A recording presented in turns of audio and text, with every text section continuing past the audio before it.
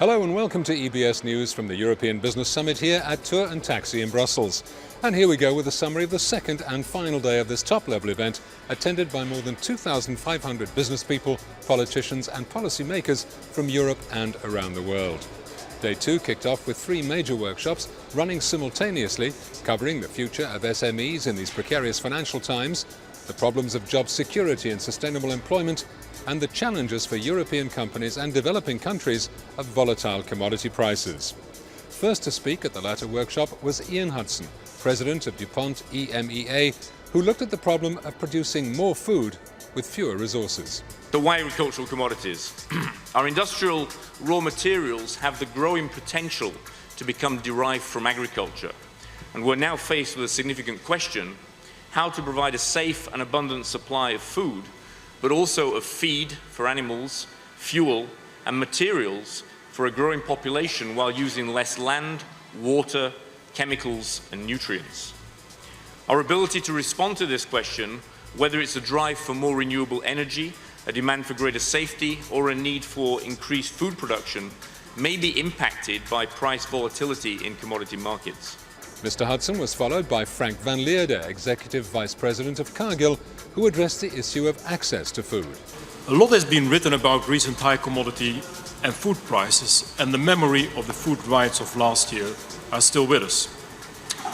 In my short intervention this morning, I'm going to look at the picture behind the headlines. What does the food system look like today, and is the world short of food? The answer is no. Over the last 50 years, the world has done a remarkable job in keeping food production increasing, broadly in line with population growth. And today, enough food is produced to provide adequate calories for our 6.7 billion people worldwide. However, access to food is not equal. Last year, we saw the number of undernourished grow from about 850 million to 950 million, as fewer people could access sufficient staple food at affordable prices. At the same time, over 1 billion people are obese. So, while we are producing enough food, we have not managed to find the right distribution system to go with it. Susan Burns, MD of Global Footprint Network, thinks sustainability is a key element in overcoming the financial downturn. I think we can all agree that resource limits, oil and food prices, and climate change are really daunting issues, especially during a time when we're having a financial crisis. And some people, argue that we ought to put sustainability on the back burner. However, it's actually the opposite. Our solutions to the sustainability crisis are going to be key to actually pulling us out of a financial crisis as well, because we believe that the competition for resources in the future will largely shape the success of nations and corporations. EU Commissioner Louis Michel stressed the importance of dialogue with emerging economies. If you take, for instance, the European Commission, we have taken the lead in energy policy, climate change, and we are waiting for other powers in the world doing the same. For instance, I think we have to focus more in our relations and also advocating for the emerging countries. We have to build a political dialogue with the emerging countries, because there is a very big problem too. I think in Europe the people now, the populations are conscious of the problem, but late than never.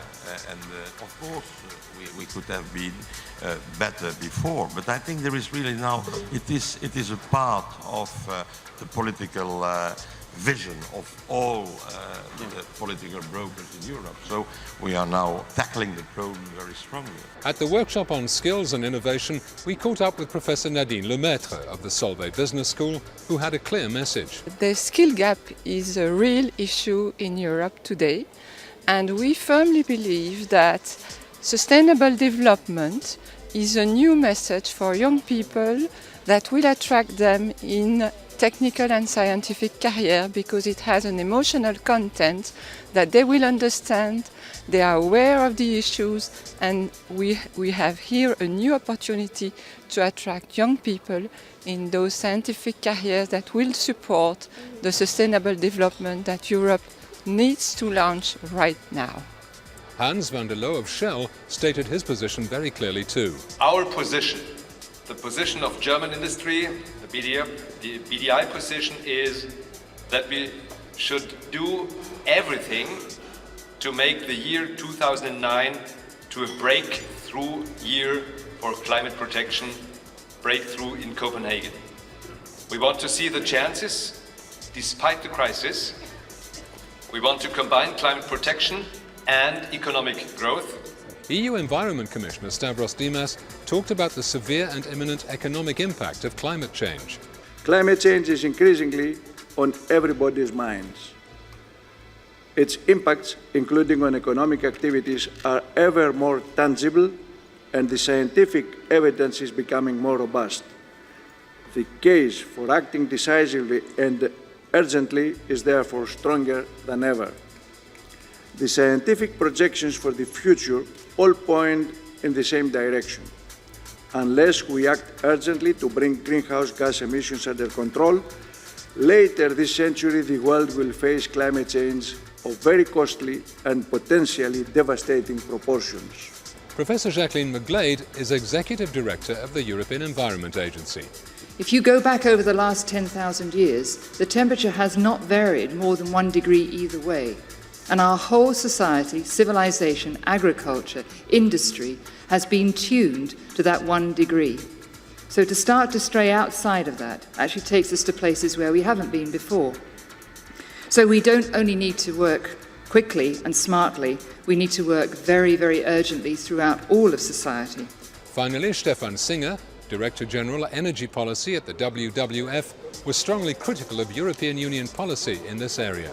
I was here 2 years ago. I was invited by the European Business Summit to cross the swords with the then US ambassador to the EU, who was a committed, I wouldn't call it climate skeptic, but he was a committed fan of the Bush administration. Of course, otherwise he wouldn't be ambassador here. I was heavily defending the European Union.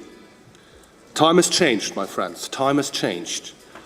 My organization and myself, Commissioner Dimas, have never been so far away from the European Union on climate policy as we are today, unfortunately. And I will tell you why. I had yesterday a telephone conference with colleagues from the South, many developing organizations. We were meeting in Berlin, deciding on strategy for Copenhagen. Many, not only negotiators from the South, Commissioner Dimas, but also many developing organizations in the North, civil society in the South, is deeply disappointed by the European Union from 2 reasons. If we look back at the last Council conclusions, I do not know how much time the European Union has spent on agreeing on 75 billion support for the IMF. I know that the European Union, the head of states, have spent quite substantive time on discussing as to what extent the French car industry should receive funding in the Czech Republic or in France, quite some time. The time spent on the legitimate and necessary money for funding developing countries to help them to decarbonize their economy and adapt to climate change has apparently not happened sufficiently, because the agreement was basically there's no money. A final session was entitled How to Sustain Europe's Ambitions. Here's what Björn Stigson, President of the World Business Council of Sustainable Development, had to say. We are going to have a future world which is going to be resource and carbon constrained. So what you have to deliver in that future world is new technologies that are more efficient than today's technologies, whether it's energy efficiency, whether it's low carbon technologies, access to water technologies, clean mobility, and so on. We also put the question to panel members Philippe Dubuc, Director General of Business Europe, and then to Thomas Leysen, President of the Federation of Enterprises in Belgium. From a business point of view, we are firstly facing tough times today. And that is where companies have to care. Care about themselves, care about their business, care about their people. And then comes the second part, because there will be an after crisis. And that is where we have to dare to invest in new businesses, dare to invest in people and training and in technology and innovation, and dare to invest in climate policies. And that was the outcome of this European Business Summit, which was really focused on the one hand, short-term issues, but preparing the companies and the policymakers for long-term reactions. This was a fairly wide-ranging debate. It touched on what needs to be done in the financial system, what we expect from the G20, which is a number of things, robust defense of free markets. It's about strengthening the IMF. It is about a sensible approach to financial regulation. We talked about the need for Europe to invest in its skills base, to use this period where maybe some people will be out of employment, to use it to retrain people, to increase the skills for when the time we come out of the crisis. We talked also about the challenges, but also of the huge opportunities of the green economy. Europe has leadership potential in that area. It has leading companies in that area. It has great technologies. The transition to the low carbon economy will be one of the big subjects for the first half of the 21st century, and Europe has to really take this opportunity to sustain its leadership also in that field. Finally, we managed to get a word with EBS event director Winnen.